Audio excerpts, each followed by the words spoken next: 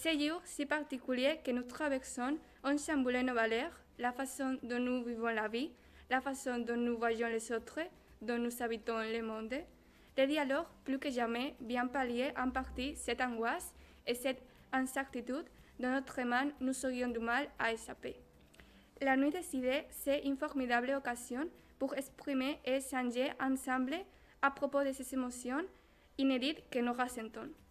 Les élèves du lycée Alberto Pico voulons partager avec vous les réflexions que nous avons mises en commun par petits groupes sur ce que ces moments charnières nous inspirent sur 3 plans. 1. Dans l'intime, le moi. 2. Sur ce qui a changé à l'égard des autres. Et 3. Ce que nous avons découvert par rapport au milieu, la ville, l'environnement. Ensuite, des porte-paroles de ce groupe vont nous rapporter une synthèse des idées les plus importantes dont on en a parlé. Bonjour. Bonjour. Au début de la pandémie de coronavirus, beaucoup de gens avaient peur à ce virus parce qu'il y a beaucoup de décès pendant tous 7 mois.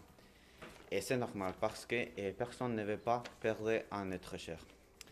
Et c'est pourquoi nous avons tellement peur que nous ne voulons pas nous approcher à une personne d'un mètre au moins. Mais la peur, c'est toutefois atténué. Maintenant, nous ne suivons pas beaucoup les mesures, mais nous continuons à les respecter. Nous nous sommes plus souciés des autres que de nous-mêmes. Et cela doit être valorisé parce qu'il y a des personnes qui sont incapables de penser aux autres. Et nous tous avons regretté de certaines personnes pendant ce confinement. Mais en même temps, nous avons aussi réalisé que nous n'avons pas besoin de certaines personnes. Ce confinement a eu de mauvaises choses, comme la peur qu'il a provoquée. Par contre, il a aussi eu des points positifs, tels que la découverte de ce que nous aimons et de ce que nous ne mérite pas notre attention. De plus, pendant le confinement, nous nous sommes inquiétés par d'autres personnes. Et de même, il y avait des personnes qui se sont inquiétées pour nous. Cependant, de nombreuses personnes ont découvert qu'ils avaient des amis ou des proches qui ne se sont pas souciés d'elles. Et ce que personne ont fait est de les oublier et c'était la meilleure chose à faire. Et oui, comme nous affectait cette situation, il y a des points positifs et négatifs. Pour commencer, la solitude que cela impliquait nous a permis d'approfondir dans nous-mêmes pour nous connaître et nous accepter tels que nous sommes et de cette manière améliorer comme personne et d'être encore plus heureuse.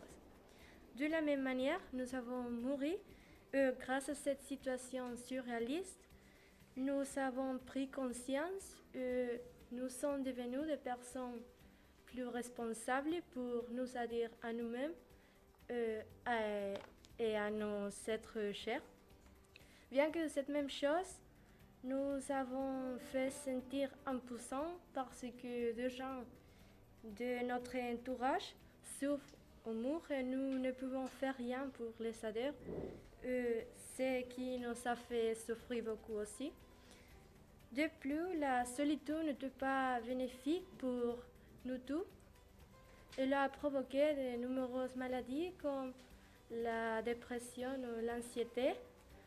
Et aussi, il y avait beaucoup de personnes qui se sont renfermées sur elles-mêmes et elles oubliaient tout ce qui se passe à l'extérieur de sa bulle.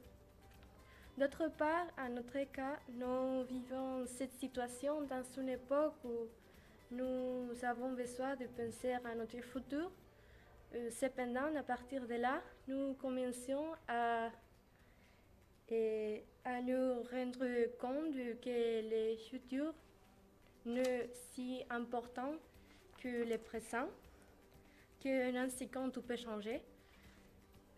En même temps, nous commençons à valoriser les petits moments, ce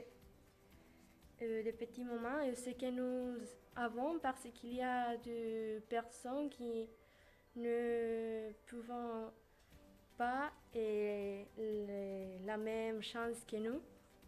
Finalement, avec cette situation, beaucoup de nous avons senti que nous perdons notre liberté, surtout quand nous pouvons sortir de la maison avec la mesure sanitaire, parce qu'ils nous interdisent de faire certaines choses, mais au fond, nous savons que c'est le mieux pour la société en général.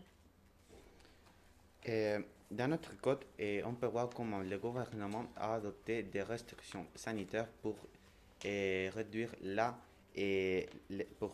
l'effet du Covid-19. Ce qui nous a forcé à la plupart de la population, en particulier les jeunes et les personnes âgées, à rester chez nous, afin de réduire le nombre de cas de coronavirus. Ces restrictions telles que le confinement obligatoire pendant plus de 2 mois, et puis le couvre-feu ou la restriction des personnes avec lesquelles nous pouvons nous rencontrer, ont conduit à de nombreuses personnes à respecter ces restrictions à la lettre, qui paraissent exagérées.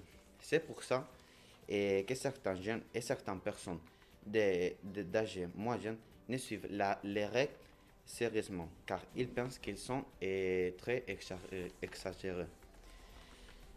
De notre position de gens, nous observons comment ces restrictions sanitaires nous sont enlevées dans une certaine mesure.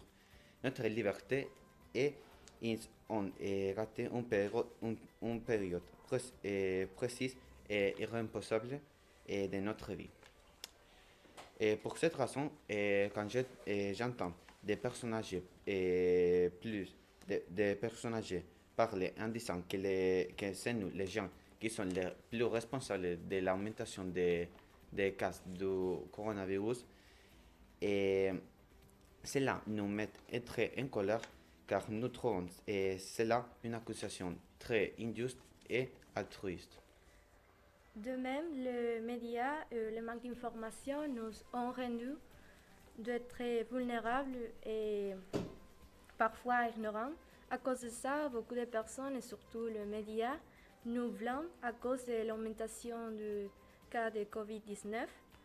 Ils nous décrivent comme des êtres égoïstes et irresponsables, que la seule chose que nous avons fait, ce sont des faits, mais ce n'est pas parce que certains gens font ça que tout le monde est pareil. Et nous pensons aussi qu'ils nous traitent comme des coupables et ils oublient que nous nous sentions comme la génération oubliée. Ça nous a fait beaucoup. Merci.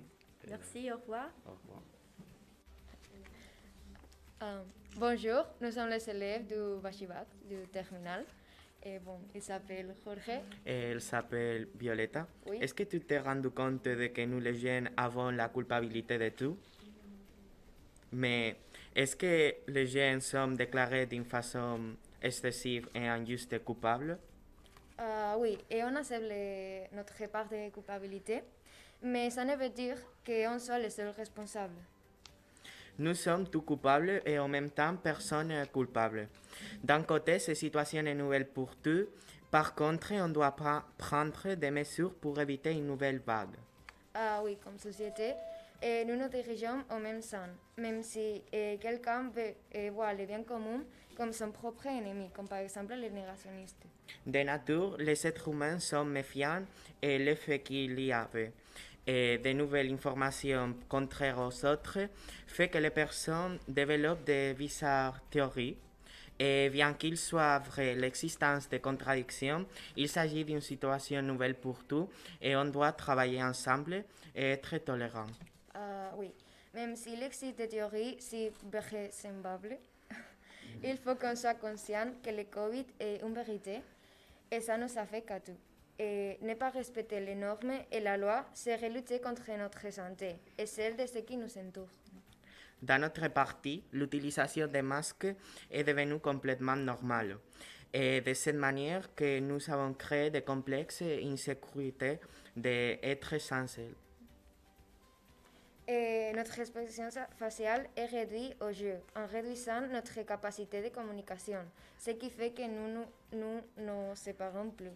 C'est pourquoi les réseaux sociaux ont pris un rôle si central pour maintenir notre communication que les plus âgés ont dû apprendre à les utiliser. Il faut comprendre en compte cette mesure, plus quand nous sommes avec les plus âgés. Et plusieurs d'entre nous ont pris une décision très importante. Éviter les contacts physiques avec eux ou en échange, prendre les risques et profiter du temps qui lui reste avec eux. C'est pourquoi ces mesures sanitaires nous obligent à maintenir la distance physique en réduisant notre monage d'affection avec les gens que nous aimons. Mais jusqu'à quel point est bon que toutes nos actions se déroulent devant un écran? Nous sommes des esclaves de la technologie, nous obligeons à être toujours connectés parce que si on ne fait pas, nous restons isolés des autres.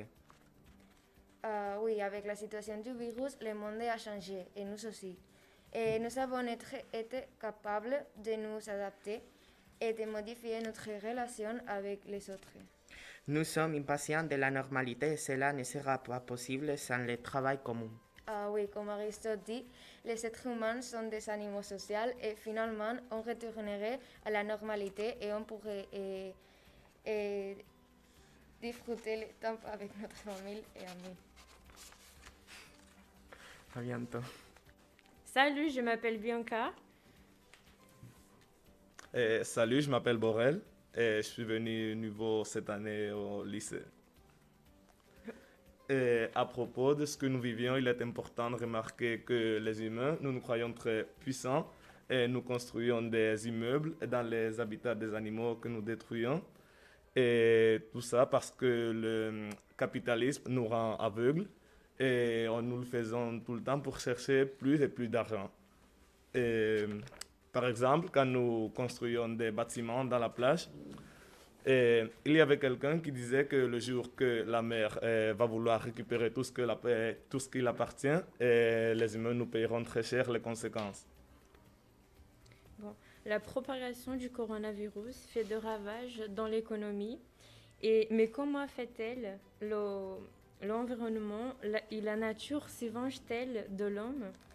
Bon, d'après des informations, les effets à court terme et les plus visibles se manifestent dans la qualité de l'air et de l'eau dans les villes. Ça veut dire que, vu qu'il n'y a pas beaucoup de monde à la nature, on va dire que la nature, elle se réinvente, qu'elle s'améliore. Et ça, c'est un effet positif du Covid, du confinement, on va dire. Et toujours, nous disons que ce sont les chauves-souris qui ont la faute de toute cette pandémie du Covid-19.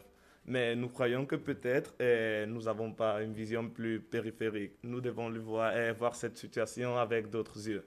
Peut-être ce sont nous, les humains, qui avons la faute de toute cette pandémie. Et aussi, nous le voyons comme une espèce de punition de la nature vers les humains, mais peut-être elle n'est pas tellement mauvaise comme nous croyons. Et le 15 mars 2020, il s'est décrété un état d'alarme et il s'est appliqué un confinement domiciliaire. Et ce confinement a rapproché et a uni plus de familles parce que comme ils étaient enfermés à la maison, ils ont profité pour passer plus de temps ensemble. Et il y a aussi des personnes qui ont découvert des activités qui les passionnent. Un autre effet positif, c'est le renouveau de la biodiversité, par exemple, que d'après des études, la baisse du trafic maritime dans les ports, dans de nombreux ports, a permis le retour des dauphins, une première depuis de nombreuses années. En attendant, la nature était en train de récupérer son terrain. Les villes étaient et de temps en temps, nous pouvions voir des animaux qui se rapprochaient des bâtiments. Aussi, des espèces qui se croyaient disparues ont réapparu. Et par autre côté, la contamination a diminué. Il y a aussi des zones où la couche d'ozone s'est récupérée. Mais pas tout était des choses positives. Et le confinement a aussi affecté très négativement à toute l'économie mondiale. Et beaucoup de personnes ont perdu leur travail, surtout en Espagne, un pays qui vit principalement de l'hôtellerie et du tourisme. Et beaucoup de personnes ont perdu leur travail. Et parce que c'est un secteur qui a été freiné directement. Et un autre problème, c'est la mauvaise gestion qui est en train de se faire avec les vaccins. Oui, depuis quelques semaines, tous les yeux sont rivés sur la course effrénée des laboratoires pour trouver un vaccin contre le Covid-19. Mais en arrière-plan se joue une autre course, celle de l'accès aux doses. Car même si aucun vaccin n'est encore disponible, certains pays se sont déjà empressés de passer commande pour être les premiers à en disposer quand ils seront sur le marché. Mais malheureusement, les pays les plus pauvres n'auront le vaccin qu'en 2022. Ça veut dire que les personnes qui vivent dans des pays pauvres n'auront malheureusement pas l'accès au vaccin.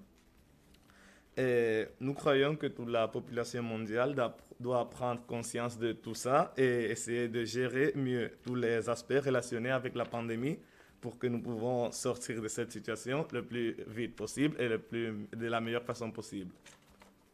Merci. Au revoir, merci. Au revoir, merci. Ce débat met en scène l'importance d'analyser ensemble la réalité sous une dimension plurielle, ayant en compte des différents vécus, angles, approches, et pas vraiment pour trouver une solution, mais pour prendre conscience d'où nous sommes et où nous y allons.